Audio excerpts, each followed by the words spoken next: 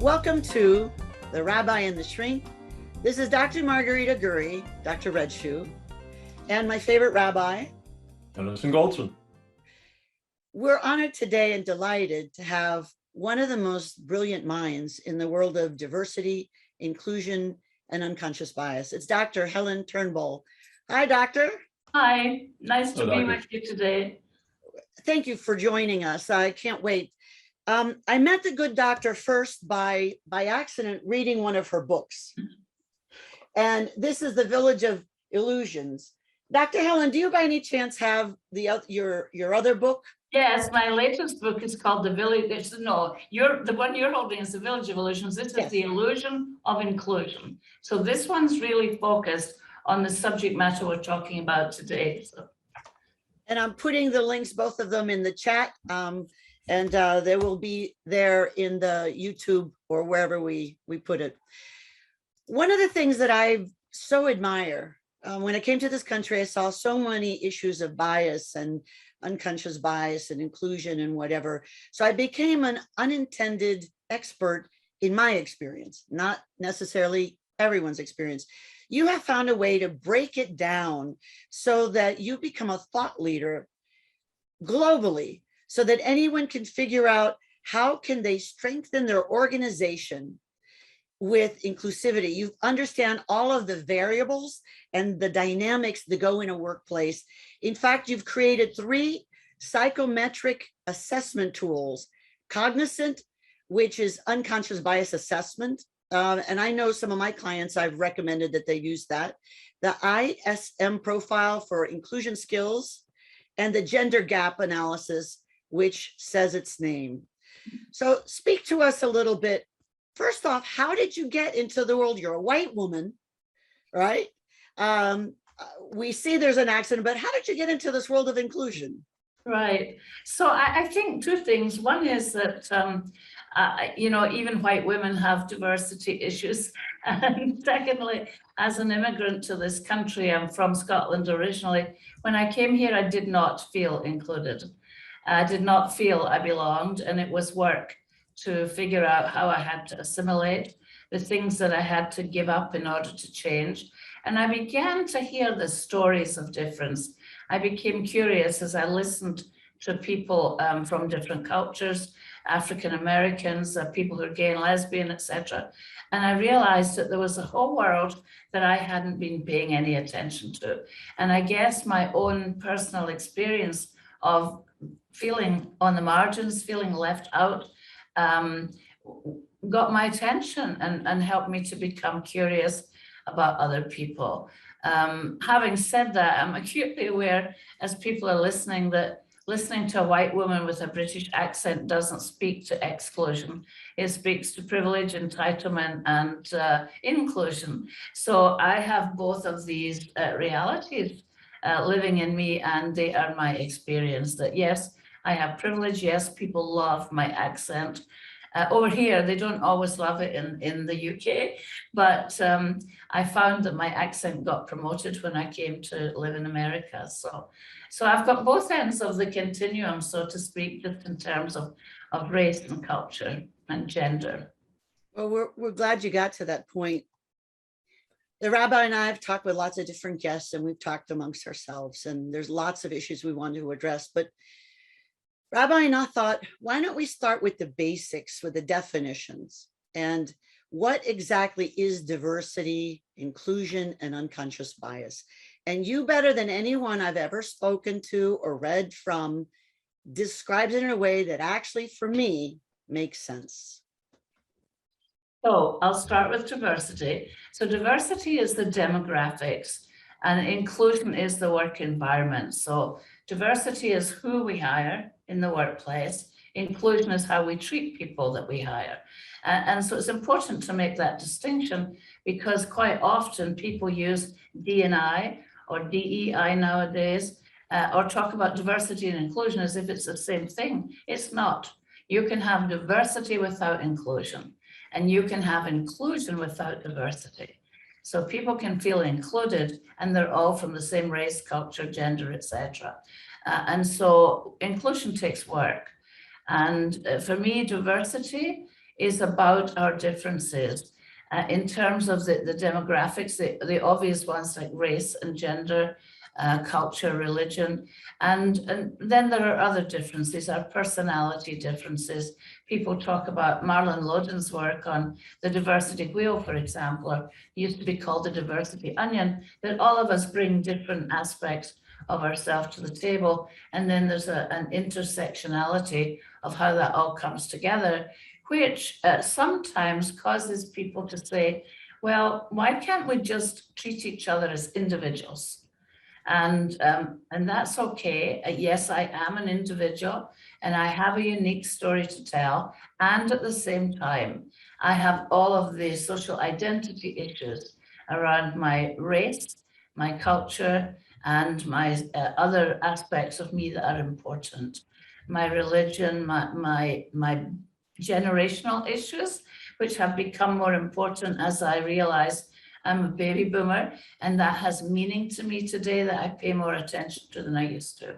So diversity for me is the demographic, and inclusion is the work environment and the way we treat people. So you can have a revolving door, for example, in an organization, because you can hire diverse people, not treat them inclusively, and have them leave, and then just keep hiring more diverse people. So I think that companies hire for diversity and manage for similarity.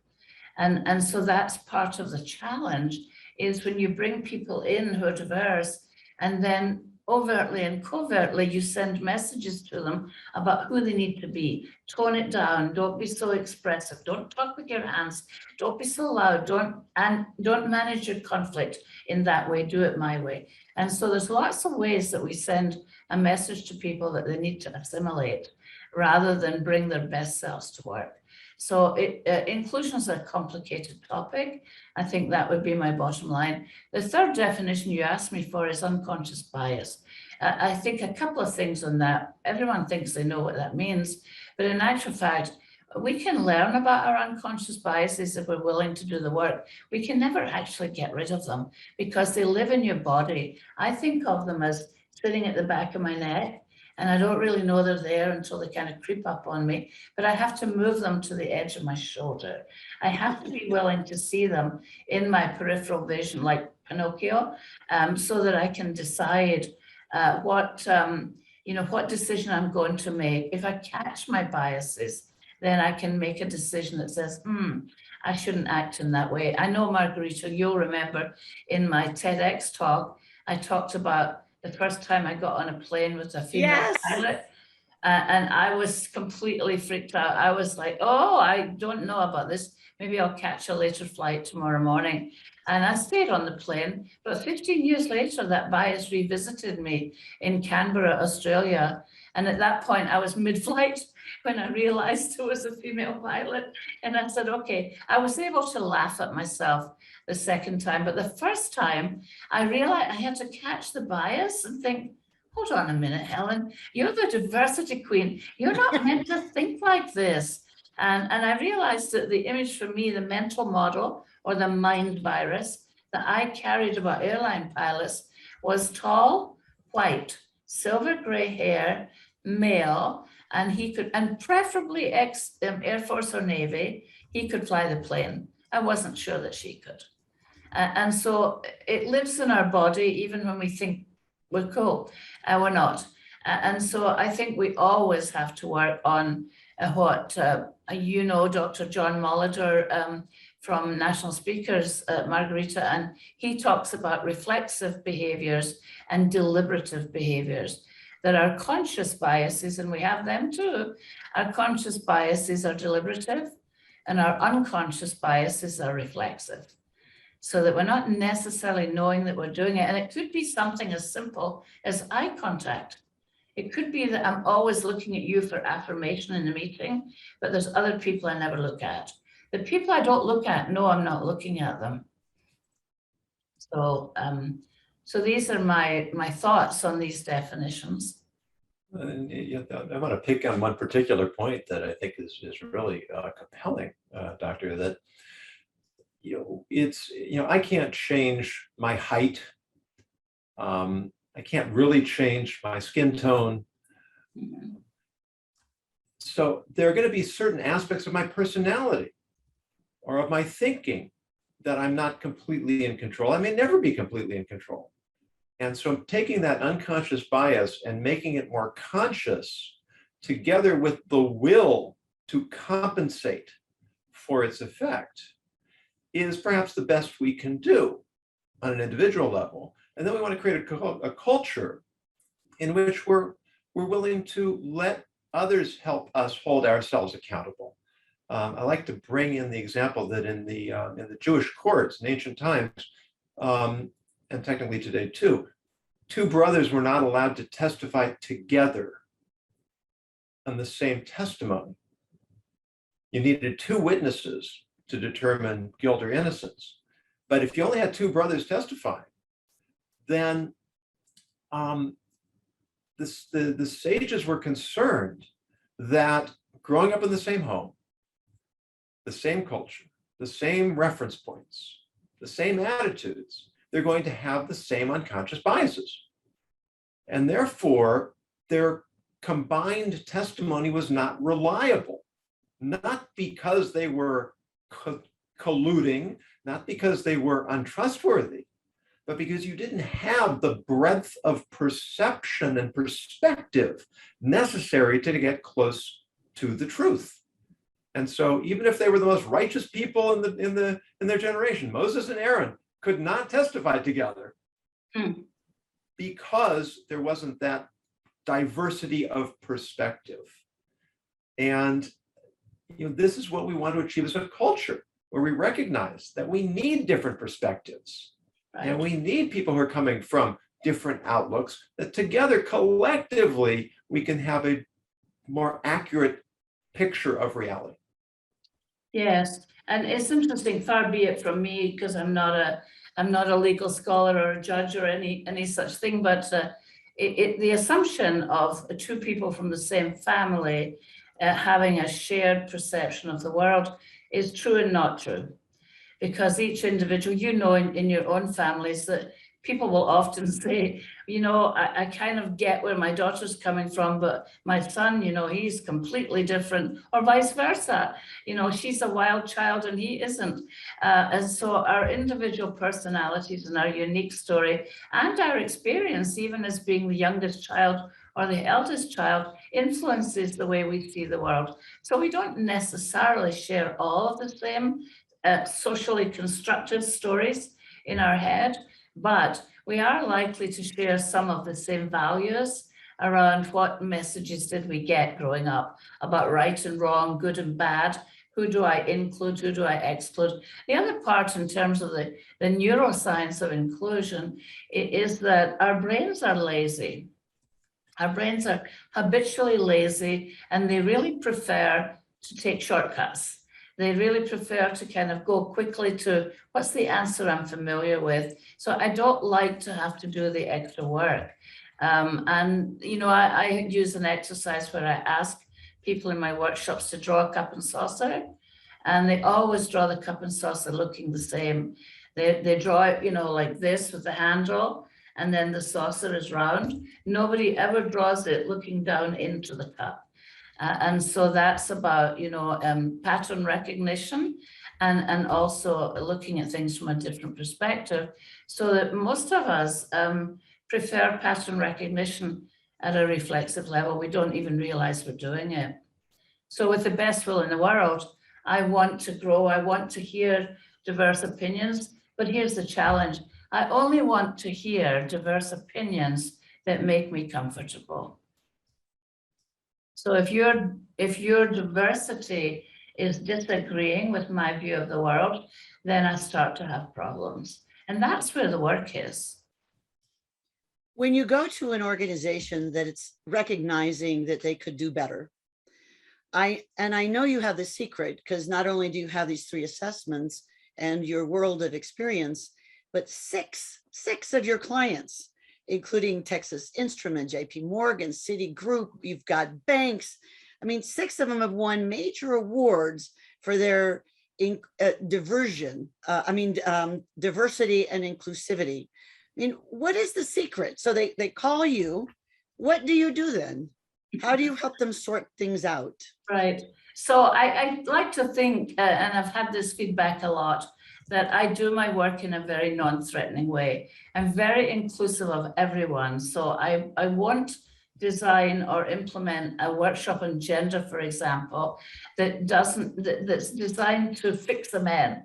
I only do the gender work so that it includes the conversation from both men and women.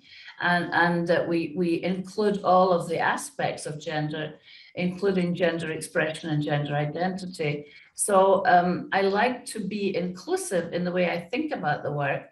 I also do my work experientially. And so all of my designs, even my keynotes, are designed to include the audience, include the participants.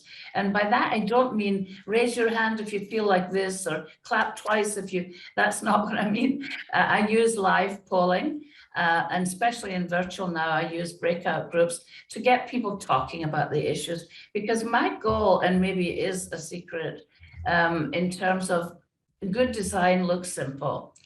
Good design looks, so the iPhone, for example, it's brilliant, but it looks simple, right?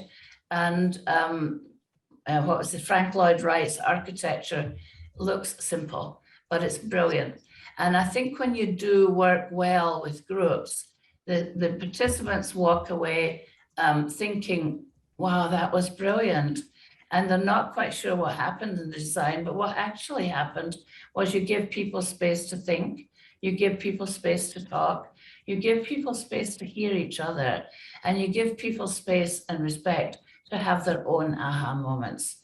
So you're not lecturing at them, you're being with them.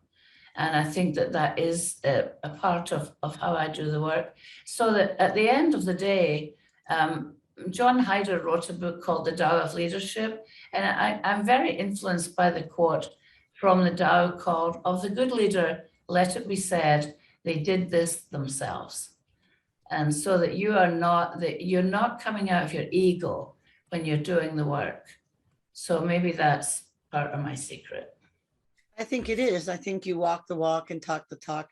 I've seen you woo audiences who didn't want to agree with you because they thought you'd be somehow challenging them or shaming them. And instead you speak in a very soft way that actually includes logic and knowledge and facts, which is so unpopular these days. Right. I think you dare to be different, which is wonderful. Rabbi, what do you have to say? You've got so many experiences with diversity and inclusion. Well, certainly I'm a, I guess, the classic majority as a white male. I'm also part of a very, very small minority as an Orthodox Jew.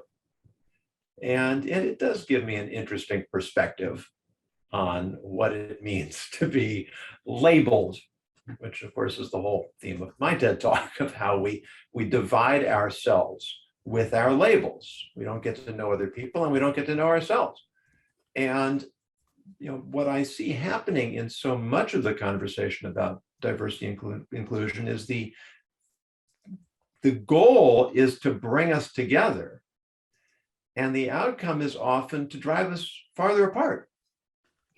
So how can you give us an insight, Doctor, on how to manage this mission of creating a more diverse, a more accepting, more inclusive culture in a way where we don't inadvertently accomplish exactly the opposite of what we set out to do?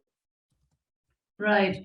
It's interesting because that my brain just fragmented in terms of wanting to talk about what's going on in the country, but preferring to talk about what goes on in the work I do with my corporate clients. Is that when I first started doing this work, one of the things I began to notice is that we used to run workshops with 50 people in a circle for 2 days, no tables, just a circle. And people would come in and like, I'm not sitting down in there, because they expected traditional training room, with 5 pod tables, etc. And what I began to notice was if there were 45 white people and 5 people of color, that we had a fabulous workshop because everybody got to share, and the white people heard the stories of the people of color, and people really felt they had tremendous aha moments. But I'll never forget being in a workshop in New York where it was about 40% African American and 60% white, sort of major client. And by the end, and at first I thought, oh, this is fabulous, so much diversity. By the end of that workshop, people were saying exactly what you said is, you know, I liked my colleagues before I came into this 2-day experience, and now I'm really nervous of them. And so having too much diversity in that instance had created the opposite effect for people. So the sharing that we would see in previous workshops was the same kind of sharing. It was just that the numbers were greater and the visual impact had scared people. So that's one reality, and I'm not about to argue that that doesn't happen. And certainly watching what's going on in the country today, just don't even get me started on that. But I think in the workplace, what the goal really is, Rabbi, is the need to create respect for each other, the need to create an inclusive workplace where if you're the leader, my intuitive sense is I need to do what you need. So I can tell what mood you're in each morning. I can tell when you're demanding something or asking nicely, and all of that impacts me. And so what I do is I adjust my style to fit in with what you need. And I think it falls on leaders to figure out, what do I mean by an inclusive environment for my team? And what do I need to do to make sure there is respect? Because that is the difference. It is that I need to make space for people to feel that they can bring not all of themselves. You know, people talk about bringing their whole self to work. No, don't bring your whole self to work, because part of it should be left at home for the weekend. Just bring your best self to work. But as a leader, it's your responsibility to see what kind of environment am I creating that makes people feel how do you show up trustworthy is part of the question. So to be more direct about your question, I'm not going to make the case that that doesn't happen, because I've seen it happen, I've heard it happen. But I don't participate in this work in order to create the feeling that people feel, you know, I trusted you before and now I don't because there's too much talk about diversity. So let's just all get along. It's not realistic. The truth is we don't all get along. And I talk about, you know, the complexity of inclusion and the fact that inclusion is a soft word that everybody thinks, well, I'm pretty good at including people. And I would say, no, you're not. No, you're not. Because first of all, consciously, you have preferences. We're all territorial human beings. So that there are groups, and you know, we haven't met before, but I know that there are groups that you consider to be your in-group. And I know that there are groups that whether you're conscious of it or not, they're not part of your in-group.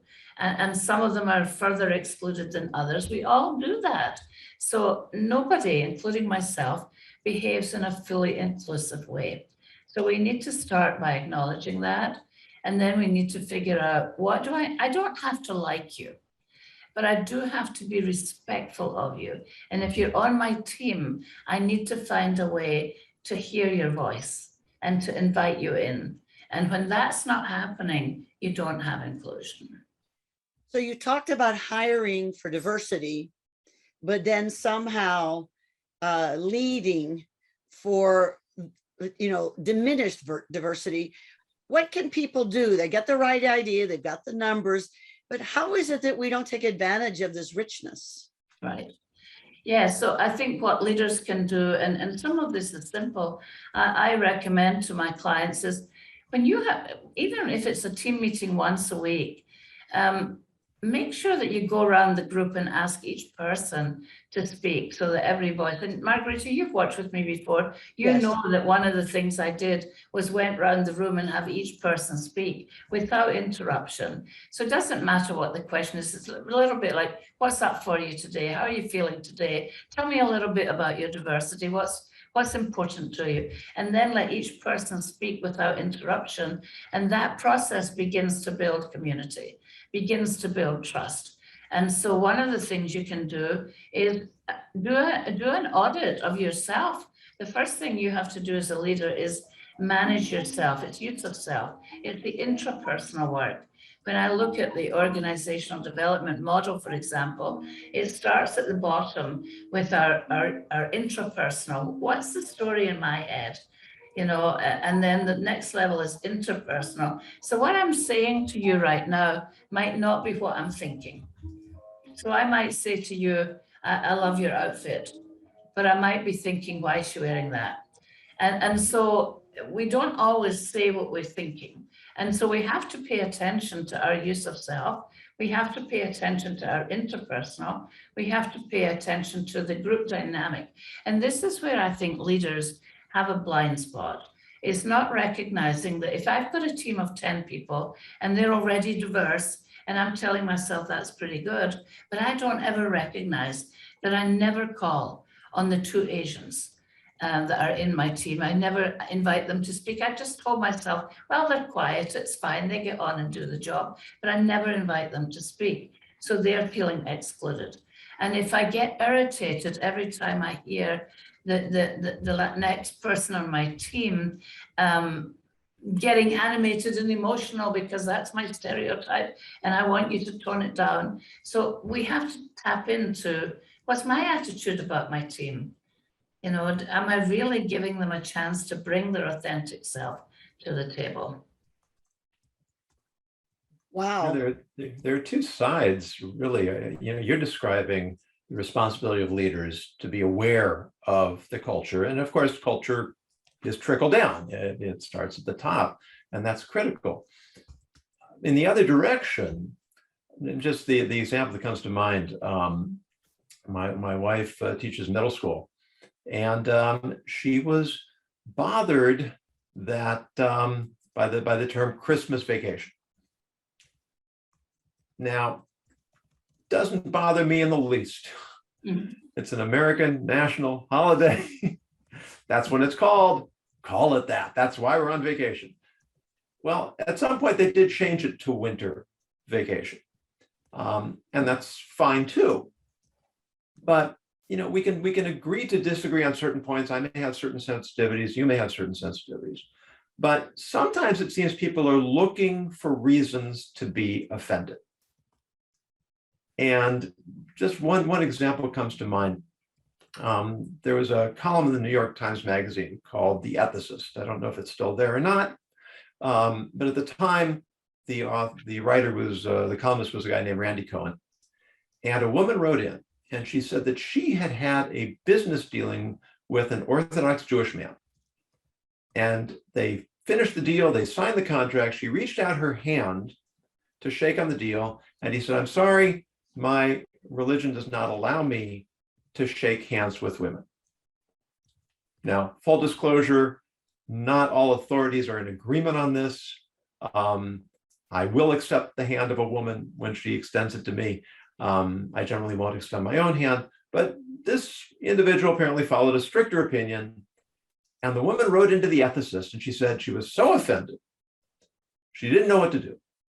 Should she protest the behavior? Should she just let it go? Should she tear up the contract? So before I tell you what Randy Cohen, the ethicist, advised her, I'd be curious to hear, Doctor, how you would address this issue. So I think I would suggest to her that she respects differences, that clearly is a deeply held value for that individual, and it wasn't intended to offend her. And she needs to look at it. That is about the use of self, and that's about how we respect differences. So the individual is not being deliberately offensive by saying, I'm sorry, I don't shake hands with women. The same is true in the Islamic culture, that men are not meant to shake women's hands, and you have to respect that. You know, when you try to force fit your cultural beliefs on top of another culture, I think that's when we get into trouble. That's why I think the more we understand each other, the less we'll be afraid of each other. And the more we'll be able to respect each other. Again, I'm not going to stop shaking hands with men because of your belief, but I am going to make sure that when I'm in your presence, if that is your belief, that I understand that and don't take it personally. Sometimes we have to get our ego out of the way. And sometimes it's just not about you. It's about something bigger than you. So yeah, that's my answer. Now you can tell me what advice you got. You know, it's a lovely formulation, and I'm pleased to tell you that I tell this story in my diversity keynote, and the majority of people in the audience respond in a similar way. However, Randy Cohen, the ethicist, told the woman, "You should definitely tear up the contract. There's Wow. no room for this kind of sexism in our society." Now, what's interesting is that I don't know if that column got the most response of reader mail ever, but it was close. Mhm. And the responses were 10-1 against Randy Cohen, the ethicist. And the most articulate, I felt the most articulate answer was the one that said, you know, what would have happened if it would have been an Orthodox woman who refused to take the hand of a secular man? Mm. Would we have ever heard about this?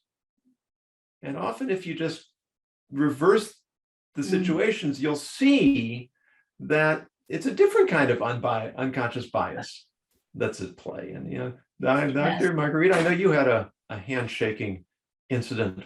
I at did. one point, didn't you? I had a synagogue that was being built, and in the process, they were building community. Several existing synagogues were joining, and so there was a lot of conflict, even some pushing, shoving, and bad words. So they called me to come in, and I shook hands with somebody who turned out to be the foreman. That was fine. He was Cuban like me, is perfect. We had a perfect understanding. And then I went to shake hands with the rabbi. Did not at that point know that there were some rabbis that wouldn't shake hands, because not all rabbis have the same sense of how orthodox they are. So I went to shake my hand, and the guy next to him immediately told me, got in the way and said, "Oh, rabbis, Orthodox rabbis can't touch hands of the woman." And I said, "Oh, hi. Thank you, Rabbi." And I said, "So then, being a Cuban, I promise I won't kiss you on both sides of the cheek then." And he laughed. And I said, and he said, "Thanks be to God." And I said, "And to Moses." And so that was that. So we teased a little bit. And from then on, I did this and he did this, pretending. It was a joke. We handled it well. But you know what? He did shake my hand that first time. After the guy said, "I don't shake hands," he did. And later on, I asked him, "Why did you shake my hand, Rabbi?" He said, "Because you'd put it out and I didn't want to show disrespect." Yeah, yeah. And I thought, wow. And I got goosebumps when he told me that, because it just felt so respectful. And he crossed his own line because I had good intentions, but was totally ignorant. So since then, I've done a better job of researching groups. That was a long time ago when I was young. And I still miss the boat sometimes, but I try not to. But what you also raised for me there, Margarita, is the practice of kissing on both sides of the cheek is also very European, but it's not very British. And so No. Very confusing when we became part of, and I wish we still were, part of the European Union, that people started kissing on both sides of the cheek, and British people would be bouncing around, not knowing which way they were meant to turn as it was happening.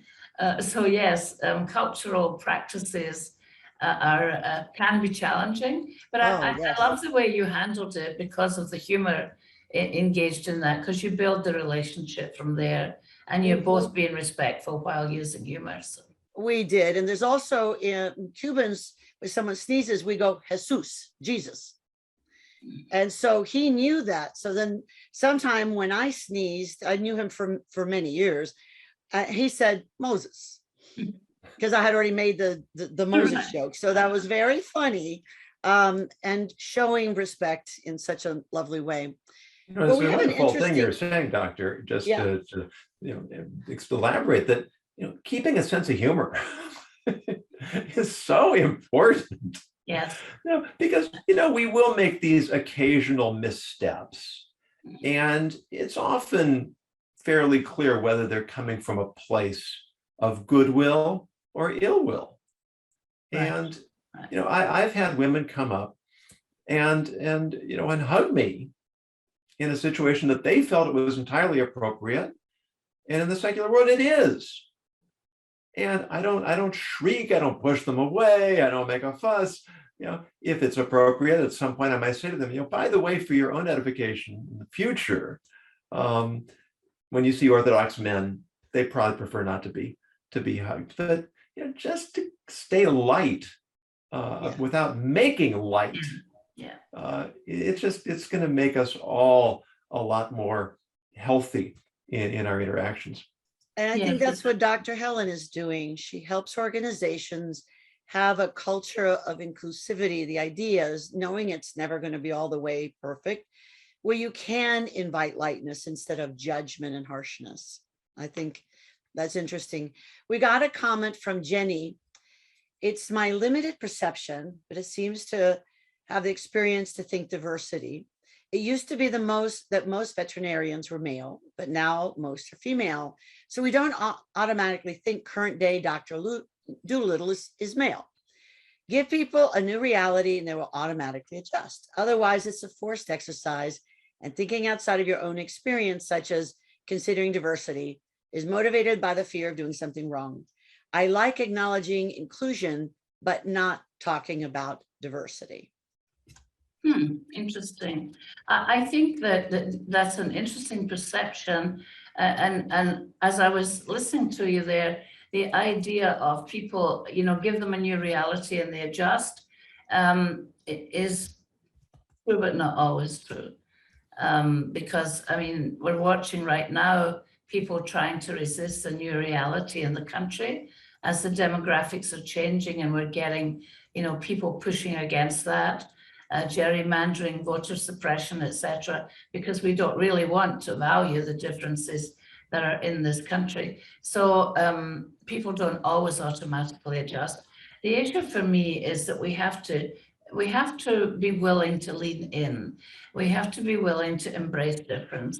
We have to be willing to accept that new reality and not try to fight to change it. So, as I said, inclusion is complex, much more complex than people believe it is. And it takes a whole lot more work than people think. They just think, oh, of course I'm inclusive. Well, no, let's talk about that. Let's talk about what's involved in it. I talked with one client who said, I'm not changing. I'm old. I'm successful. I've had 8 businesses. They've all made money. If people want to be with me, they do it my way. And I gave him a few thoughts about the various impacts of diversity. The only one that seemed to hit him is that it was actually profitable. Could you speak to somebody who doesn't think they should change? Why should they consider diversity and inclusion in their workplace? What's in it for them? So I actually start a lot of my keynotes by saying, if I could give you a 10% improvement in the bottom line and improve your return on investment, would you be interested? And I've never had a leader say no to that question. I think that inclusion is the key, that there's a lot of research that demonstrates that diverse groups make better decisions than homogenous groups. That diverse groups may take a little bit longer to get to the decision, but the quality of the decision is much improved by the inputs of diverse voices. And it's going back to the cup and saucer example. If I ask my team to be creative and innovative and think outside of the box, and they keep going back to the same mental models that they've got, then we're not getting innovation, we're just getting sameness. And so in order to get innovation, we really have to make space for diverse voices. And there's a lot of marketing evidence that when we make space for diverse voices, we get better products, we get better profits, we get better bottom line results. I mean, when companies started employee resource groups, for example, there was some pushback. Why do we need to do this? Why do the Latinx people need to talk amongst themselves? Why do we need a LGBTQI employee resource group? But what companies began to realize was that these groups of people were bringing ideas to the table that they hadn't thought about. We're opening up marketplaces that they did not previously have access to. So the LGBTQI community, when they felt included and embraced by the organization, were encouraging their colleagues and friends to buy from that organization. I think it was, I want to say it was Miller Coors, who used to be one of my clients, who their Latinx employee resource group gave them the idea of developing different beers that would appeal to the Latin American marketplace. And so there's a lot of bottom line consideration, apart from the fact that it's the right thing to do. You know, I'm a believer in lifelong learning. So when I hear somebody say, I'm not changing, you know, this is the way I am, take it or leave it, you know, my stomach turns over. I feel a bit sad for that individual because they are limited by their own thinking. Wow, you've given us lots and lots to think about. I think we have so much work to do in this area in terms of tolerance. And I'd like you to think about a call to action as I ask the rabbi to speak to his word of the day. Rabbi? Thank you, Doctor. The word of today is fulminate. Fulminate, which means to protest vehemently, but it also means to explode. And it's something that Margarita, Doctor, and we've talked about, that when we as human beings are challenged, when we confront the unfamiliar, the uncomfortable, that there's often a reflex to lash out, to be somewhat explosive in our response. Sometimes we may be perfectly legitimate in protesting. Sometimes it might even be appropriate to protest vehemently, but we have to keep watch over ourselves. I like to say that being moderate doesn't necessarily mean a political stance or an ideological stance. It means that we moderate our behavior, we moderate our responses. And so when we are engaging people that we don't really get them, maybe we're a little bit unsure, a little bit uncomfortable, bend over backwards to give them the benefit of the doubt, to presume positive intent. And when we're going to be a little more perhaps strict or demanding, let's be a little more demanding with ourselves. Expect a little bit more from ourselves and maybe a little bit less from others. And if we all do that, then there will be a lot less fulminating and a lot more constructive disagreement and eventually discovery of common ground. Well, the rabbi knows that I started this podcast when I was alarmed and disappointed in how Americans were responding online through tweets and other social media platforms. And I thought we can do better. And I wanted everyone to understand how to think about and talk about ethical issues and everyday conflict issues in such a way that would make us better and stronger. I think, first off, Dr. Helen Turnbull, CSP, Global Speaker Federation member, everyone should hire you. That's the first thing. Everyone should take your tests and know where they are, because every time I talk with you, I think of something new that I would benefit from working on. So what are the last words that you have, maybe a call to action or a bit of your wisdom? Thank you, Margarita. It's been a delight to be with both of you. I have a sense we could have talked for a long time. Yes, ma'am. My wisdom is this. First of all, do your own work. So start with yourself. No matter how diverse you are, it doesn't matter if you're able to say, well, I'm a minority, I'm African American, I'm Jewish and a rabbi. We all have work to do on ourselves. And if we start there, rather than trying to fix other people, one of my favorite quotes is from Socrates, who said, "The unexamined life is not worth living." And I do believe that we have to do that work. But I also want to leave your listeners today with the thought that their unchallenged brain is not worth trusting. So we socially construct our own stories. They're not always right.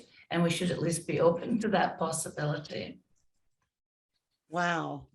Well, thank you, Doctor. And then that line, "the unchallenged brain is not worth trusting," that was my big takeaway from your TED Talk. So thank you for bringing that up again.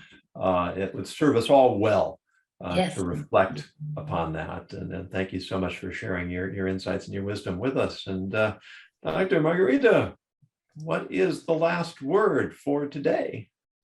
I think my last word is challenge your brain. Look at where you struggle. Look at how you may be limiting your personal life, your social life, your business life, your leadership by being comfortable and including people just like you, or even the people that we've included in the next level, and now they're in more inner circles. So what are we doing to get more and more comfortable? And what are we avoiding? So that's my only thought, is ask yourself, how am I limiting myself with my thoughts and beliefs and actions? Well, Dr. Helen Turnbull, thank you so much for joining us. I really could talk to you all day. You're one of my favorite professionals and certainly one of my favorite people. Thank you. It's been a long time since you and I've gotten together because I moved from Florida to Michigan and I miss you dearly. But I'm grateful that you got a chance to share your wisdom with all of our audience. Thank you. Thank you. I appreciate that. And we're overdue to catch up, Margarita. So. You know what, we are. I mean, we, even if it's just in this little rectangle. Yeah, exactly. We are overdue. A Zoom call for cocktails, right? Yes, ma'am. And Rabbi, it was lovely to meet you. Thank you for joining us. And always, Rabbi, thank you as well. We'll see you next week on the episode of The Rabbi and the Shrink. For questions, send them to podcast@therabbiandtheshrink.com.